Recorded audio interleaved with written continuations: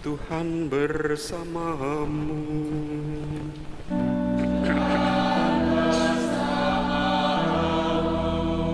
Inilah Injil suci menurut Matius.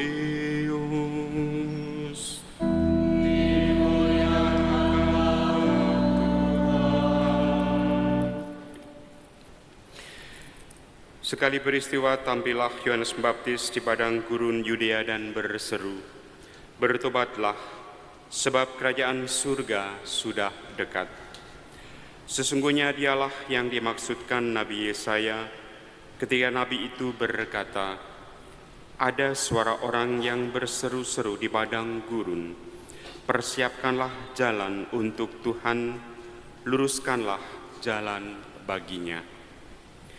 Yohanes itu memakai jubah bulu unta dan ikat pinggang kulit. Makanannya belalang dan madu hutan. Maka datanglah kepadanya penduduk dari Yerusalem, dari seluruh Yudea, dan dari seluruh daerah sekitar Yordan. Dan sambil mengakui dosanya, mereka dibaptis oleh Yohanes di sungai Yordan. Tetapi waktu melihat banyak orang Farisi dan orang Saduki datang untuk dibaptis, berkatalah Yohanes Pembaptis kepada mereka, "Hai kamu keturunan ular beludak, siapakah yang mengatakan kepada kamu bahwa kamu dapat lolos dari murka yang akan datang? Maka hasilkanlah buah yang sesuai dengan pertobatan. Dan janganlah mengira bahwa kamu dapat berkata dalam hatimu, 'Kami adalah anak Abraham.' Sebab aku berkata kepadamu, dari batu-batu ini pun Allah dapat menjadikan anak-anak bagi Abraham. Kapak sudah tersedia pada akar pohon, dan setiap pohon yang tidak menghasilkan buah yang baik pasti ditebang dan dibuang ke dalam api. Aku membaptis kamu dengan air sebagai tanda pertobatan, tetapi Ia yang datang kemudian daripadaku lebih berkuasa daripadaku, dan aku tidak layak melepaskan kasutnya. Ia akan baptis kamu dengan Roh Kudus dan dengan api. Alat penampi sudah di tangannya. Ia akan membersihkan tempat pengirikannya dan mengumpulkan gandumnya ke dalam lumbung, tetapi debu jerami akan dibakarnya dalam api yang tidak terpadamkan." Demikianlah sabda Tuhan.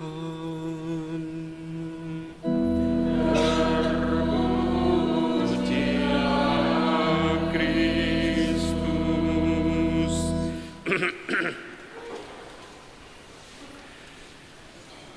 Para saudara kasih dalam Kristus, bacaan-bacaan yang kita dengarkan pada sore hari ini semuanya bernadakan pertobatan, mengajak kita semua untuk memperbaharui diri. Dari bacaan yang pertama kita mendengar bagaimana nantinya Sang Mesias akan keluar dari tunggul Isai. Tunggul Isai itu adalah Daud yang berasal dari kota Daud di Bethlehem. Dari sanalah akan muncul keturunan Daud, dan tidak lain keturunan Daud adalah Yusuf yang akan menjadi bapak angkat dari Yesus sendiri. Maka Yesus menjadi keturunan Daud, tunggul Isai yang dinubuatkan oleh Nabi Yesaya.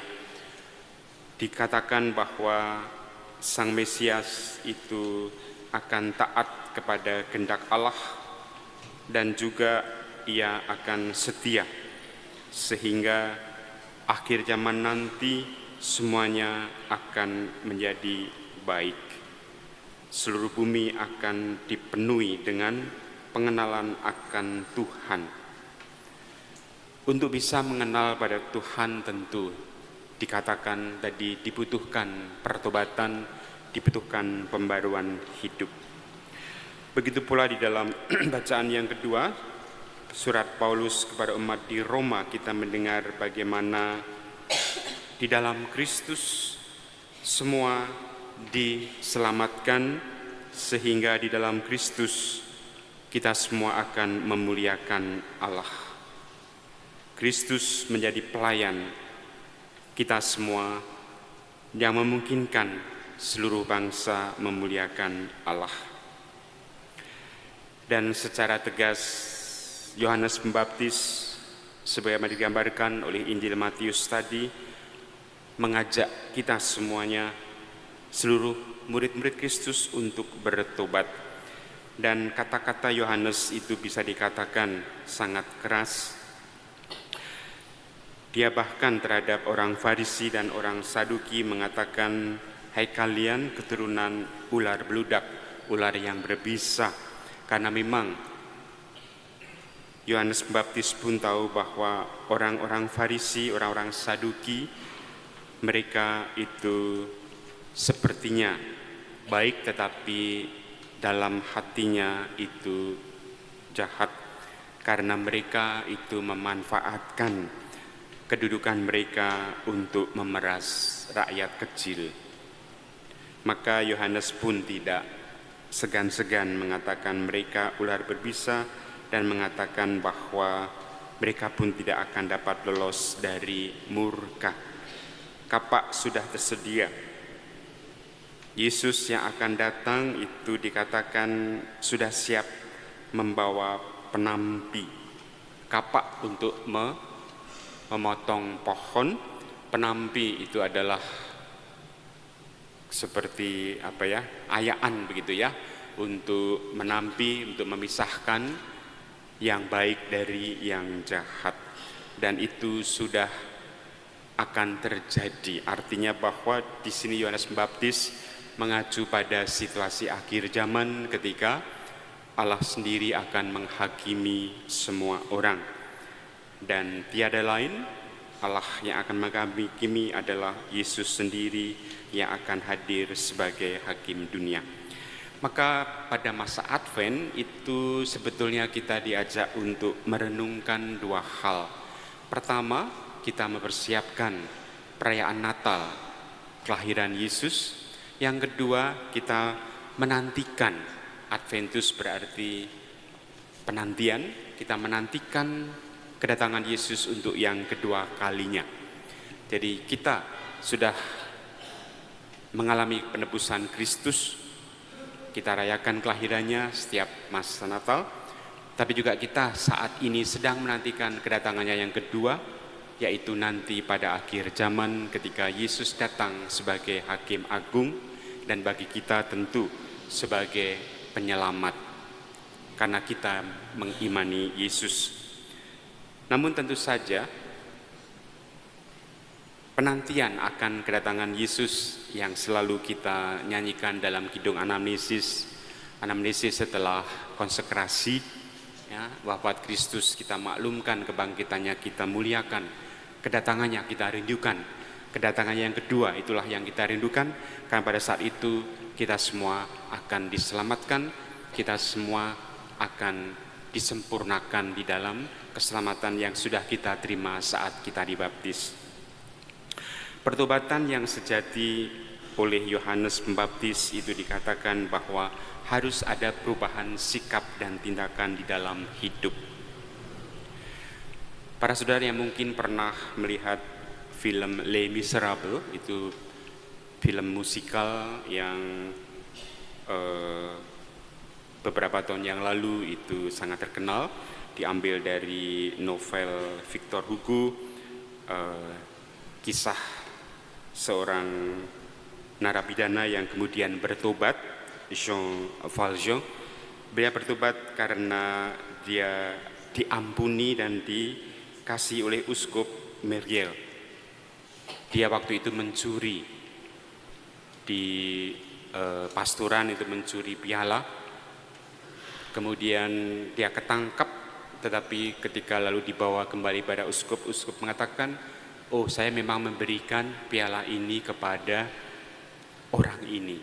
Sehingga orang itu pun lalu tidak jadi dihukum, tetapi dibebaskan. Nah, pengalaman dikasihi dan diampuni itu mengubah hidupnya. Sehingga pada akhirnya dia pun lalu mengubah hidupnya dan bahkan dia lalu berhasil menjadi wali kota, dan sebagai wali kota dia banyak membantu orang untuk hidup lebih baik. Ia membantu Fantin yang sakit dan tunawisma, dan juga anaknya Cosette, anak yatim piatu itu dia bantu, dia tolong. Begitu pula Marius Pomercy yang hampir mati, semua ditolong oleh Valjean yang telah bertobat. Nah, pertobatan yang nyata itu diungkapkan dalam tindakan yang nyata seperti ini. Begitu pula Yohanes Pembaptis mengajak kita semuanya pada masa Advent ini untuk bertobat dan juga memperbarui hidup kita, mengubah dari yang jahat menjadi yang baik. Kita pada masa ini tentu juga ada banyak di sekitar kita orang-orang yang membutuhkan uluran tangan kita, orang-orang kecil, orang-orang miskin.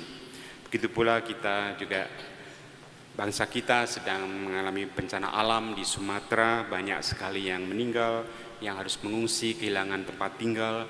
Saya kira ini juga menjadi undangan bagi kita untuk bersolidaritas dengan mereka semuanya. Uluran tangan kita tentu akan membantu mereka di dalam meringankan beban hidup mereka. Itulah salah satu contoh pertobatan yang sejati, yaitu berbagi berkat dengan mereka yang berkekurangan, mereka yang lemah. Para saudara kasih dalam Kristus, mari dalam Ekaristi ini, Minggu Advent yang kedua ini, kita mewujudkan niat tobat yang sejati, berdamai dengan Allah, dengan sesama, dan juga sekaligus kita wujudkan niat-niat kita, pertobatan itu dalam tindakan konkret yang bisa kita lakukan untuk berbagi dengan orang-orang yang lemah, orang-orang yang malang, yang kecil, dan semoga kita pun semakin bisa menjadi berkat bagi sesama. Malah kita mohon rahmat kemurahan hati dalam Ekaristi ini. Tuhan memberkati kita semuanya. Amin.